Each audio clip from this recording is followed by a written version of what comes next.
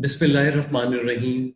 My name is Dr. Fawad Farooq, and I'm an interventional cardiologist and associate professor at National Institute of Cardiovascular Disease, Karachi.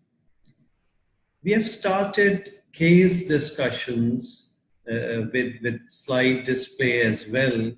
And I started with, if you remember, differentiation of hypertensive emergency and urgency.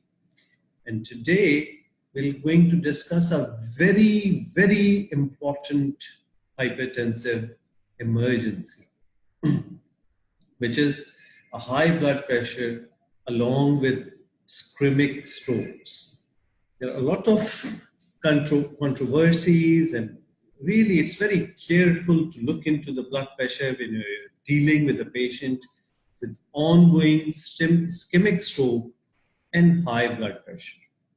What to do in that kind of situation? Let's discuss today. It's very tricky. You need to assess it properly, and let's see how to go about in that situation.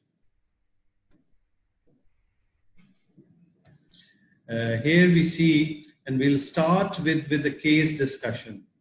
You'll see in this case, I'm presenting in front of you, is a 60 years male, known hypertensive, started having right-sided weakness with aphasia for 1 hour.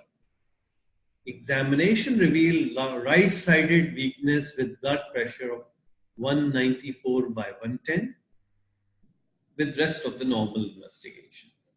CT excluded. Neurologists want to give TPA and wants your opinion about blood pressure management. And with that case, we'll discuss that the possibility that even if someone don't have the facility of CT scan or giving TPA or have CT but is not giving TPA, how to manage high blood pressure in a patient with ongoing ischemic stroke. That is the key today. Now, just carefully look into this clinical problem. You will face, especially those who are dealing a critical care unit or emergency, will going to face such kind of situation. A patient with high blood pressure and evolving or a stroke with ischemia, CT scan showing infarct. Whether they have facility of giving TP or not, they have to manage the blood pressure. What to do in that kind of situations? I'm giving you 3 options here. Can receive thrombolysis with present blood pressure, need to have blood pressure below 160/100 to receive thrombolysis, or need to have blood pressure below 180/110, can't give thrombolysis for next 3 hours. So these are the 4 options. Just recap the previous case. The patient was having blood pressure of 194/100. So what to do in this situation? Just scratch your mind, make out of it what you will do. Let's see algorithm, how to approach such kind of situation. Let's see. Now, acute stroke with less than 72 hours of symptoms. We are starting here. You see, patient qualifies for IV thrombolysis. And what are the patients with ischemic strokes who are really a candidate for thrombolysis? They are within 3 hours of symptoms. Then you can administer thrombolysis to these patients. In that situation, you have to lower systolic blood pressure less than 185 and diastolic pressure less than 110.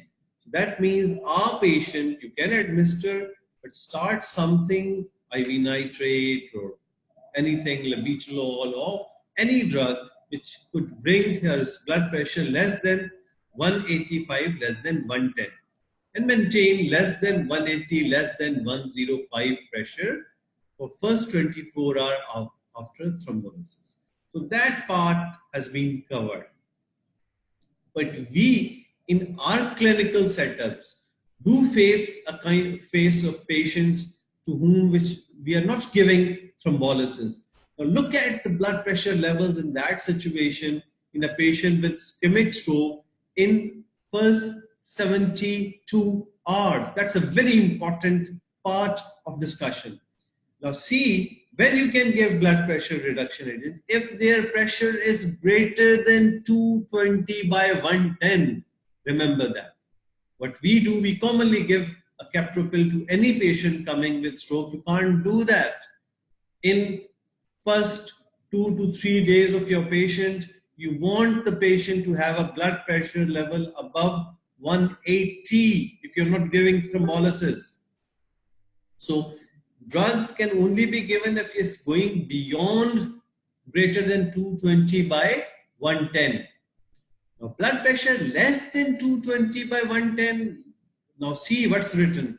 Initiating or retaining treatment of hypertension within the first 48-72 hours after an acute ischemic stroke is ineffective to prevent death or dependency in class 3. So in these initial 2 to 3 days of a hypertensive patient with ischemic stroke, you don't have to lower blood pressure. That's the period when brain want to perfuse its ischemic area and penumbra region by increasing pressure. So this is a reactionary response to perfuse the areas which have got infection. For pre-existing hypertension, reinitiate antihypertensive drugs after neurological stability.